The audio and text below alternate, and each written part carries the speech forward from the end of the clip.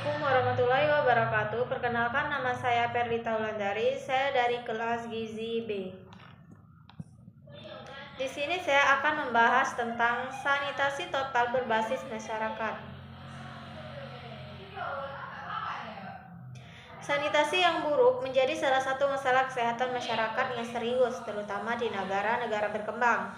Kondisi ini berperan besar dalam penyebaran penyakit berbasis lingkungan yang dapat menyebabkan wabah. Penyakit-penyakit seperti diare, infeksi saluran pernapasan akut atau ISPA, dan demam berdarah dengue DBD seringkali berkaitan erat dengan kondisi sanitas yang tidak memadai, berdampak negatif pada kesehatan dan produktivitas masyarakat, serta berujung pada masalah gizi seperti stunting. Sanitasi buruk dan pemicu wabah penyakit. Yang pertama, diare. Diare adalah penyakit yang paling sering dihubungkan dengan sanitasi buruk. Penularan diare terjadi melalui jalur fekal atau oral, di mana kuman dari tinja masuk ke dalam mulut manusia. Sanitasi yang buruk menyediakan berbagai cara agar jalur ini bisa terjadi, yaitu kontaminasi air, tinja yang dibuang sembarangan atau buang air besar sembarangan atau BAB, dapat mencemari sumber air bersih seperti sumur, sungai, atau air tanah.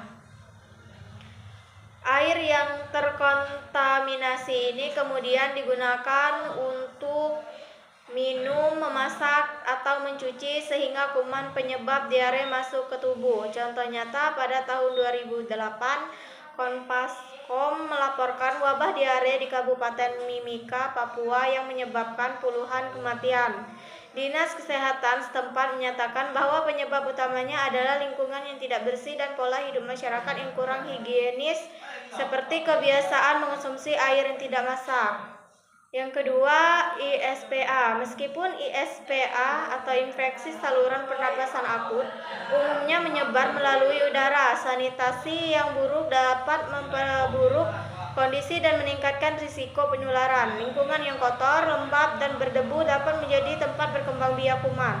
Selain itu, kondisi rumah yang tidak higienis dan padat penduduk seringkali terkait dengan sanitasi buruk meningkatkan penularan virus dari satu individu ke individu lainnya.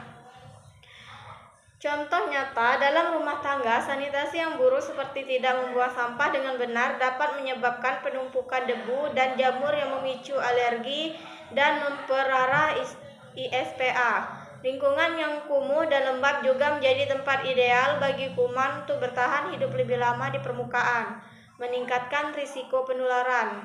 DBD, demam berdarah dengue, adalah penyakit yang ditularkan oleh nyamuk Aedes aegypti. Sanitas yang buruk, khususnya pengelolaan limbah cair dan sampah yang tidak tepat, menciptakan tempat perkembangbiakan nyamuk.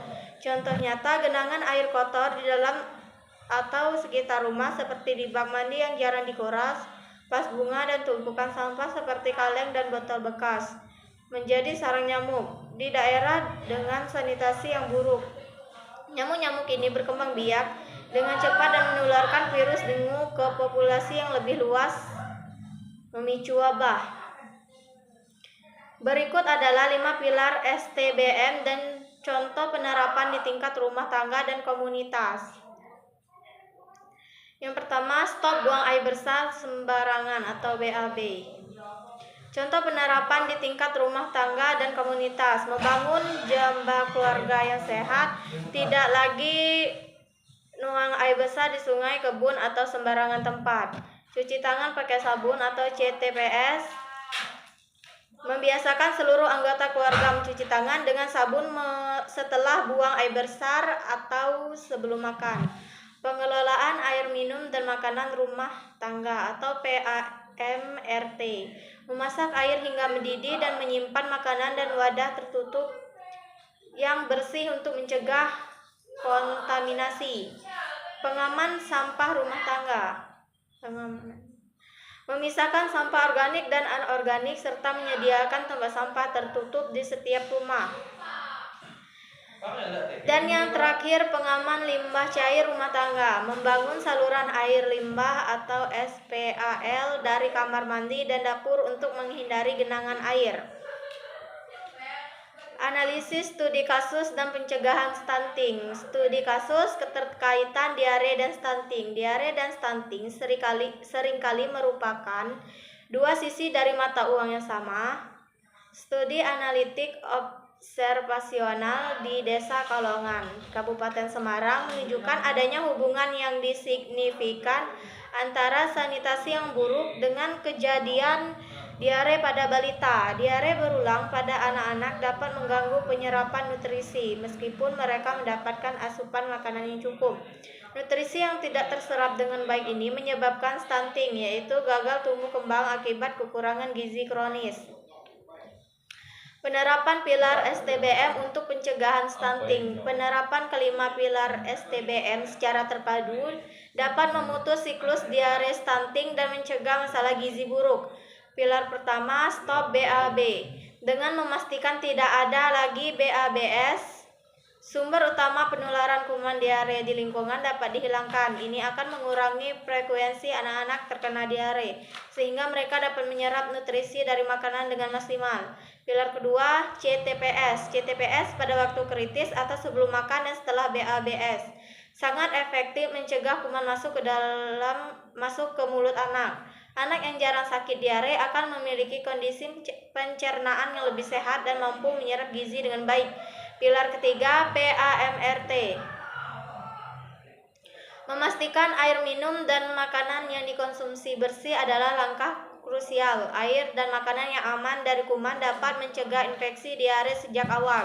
Memastikan nutrisi yang dikonsumsi anak tidak terbuang sia-sia. Pilar 4 dan 5, pengamanan sampah dan limbah cair. Pengelolaan sampah dan limbah cair yang baik dapat mengurangi tempat berkembang biak lalat, tikus, dan nyamuk yang dapat membawa kuman penyebab diare. Lingkungan yang bersih dan higienis secara keseluruhan menciptakan kondisi yang kondusif bagi kesehatan anak, menjauhkan mereka dari penyakit yang dapat menyebabkan stunting. Sekian itu saja yang dapat saya bahas. Terima kasih.